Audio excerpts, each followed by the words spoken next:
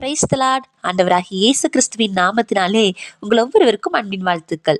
கொலோசியர் 1:20 அவர் சிலுவையில் சிந்தின இரத்தத்தினாலே சமாதானத்தை உண்டாக்கி பூலோகத்தில் உள்ளவைகள் பரலோகத்தில் உள்ளவைகள் யாவையும் அவர் மூலமாய் தமக்கு ஒப்புரவாக்கி கொள்ளவும் அவருக்கு பிரியமாயிற்று.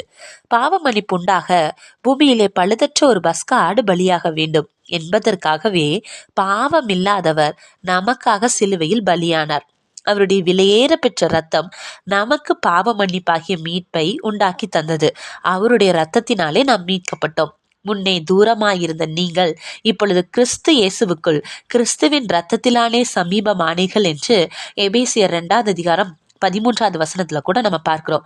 இயேசு கிறிஸ்துவின் ரத்தம் தூரமாயிருந்த நம்மை எவ்வாறு சமீபமாக்கிற்று?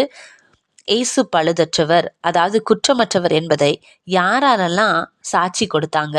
சிலுவைக்கு ஒப்பு கொடுத்த இயேசுவை எவ்வாறெல்லாம் தண்டித்தார்கள்?